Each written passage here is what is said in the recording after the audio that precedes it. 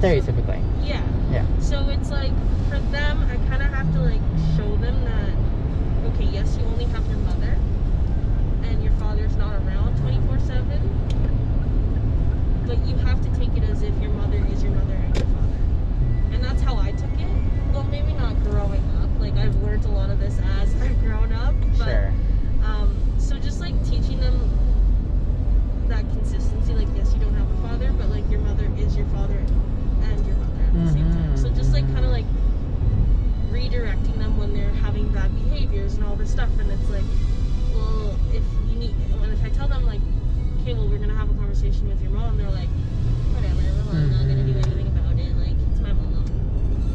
I have to like kind of like hold them back from that and be like, no, this is your parent. Doesn't matter whether it's your mother or your father, this is your parent. They're the ones who set the rules, they're the ones who set the boundaries. Therefore, you have to have the same respect as you would to your father as you would to your mother, right? So it's just like getting them to like understand that.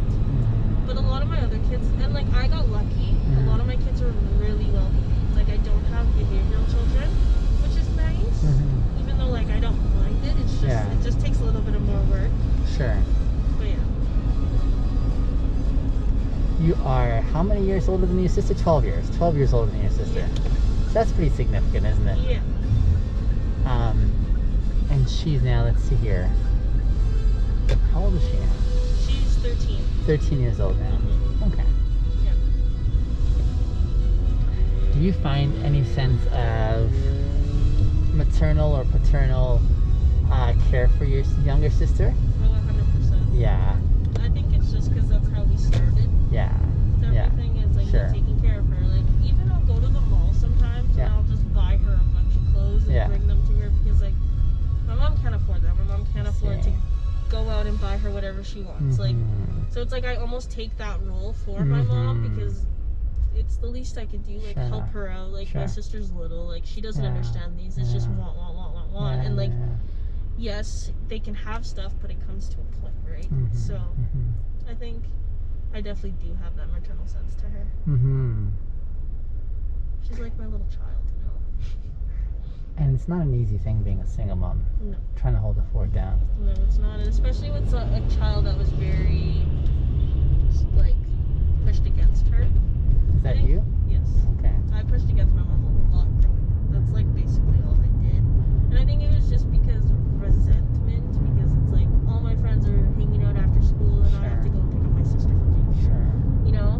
But now that I'm older, I'm like, I completely understand that. Like, all my mom was trying to do is put a roof over our heads, feed us, and put the clothes on our backs, you know? Yeah. So now she's just getting through that hump with my sister because she's at that age. Yeah. I hear you. I'm the oldest of 6 kids. Oh, wow. So it's me and my 2 brothers who are closer to me in age. Okay. And then here in Canada, when I was 14 years old, was when my younger sister was born. Okay.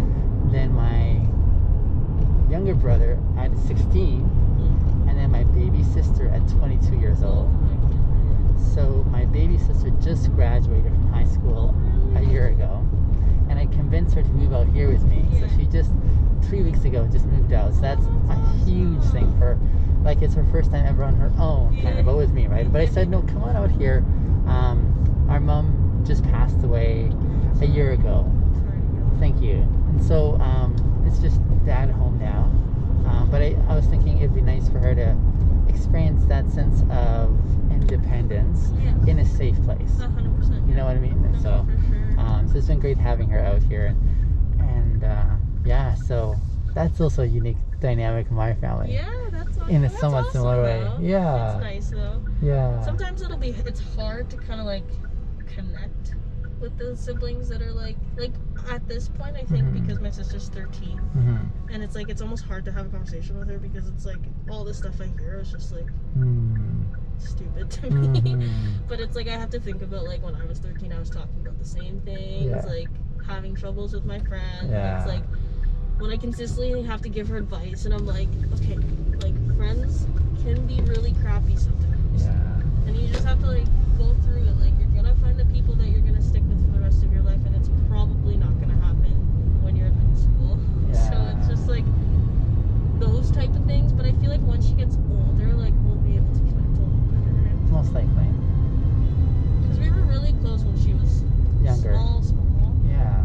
Because I would like literally, I'd go hang out with my friends. I'd take her with me. Literally, it'd be like me and my friends and this baby in a stroller. Like, Yeah. it's funny to think about now. But Yeah. No, I totally hear you. Thanks for sharing that with me. yeah, I enjoyed it. Yeah, I definitely have a high esteem and regard for single moms. Yeah.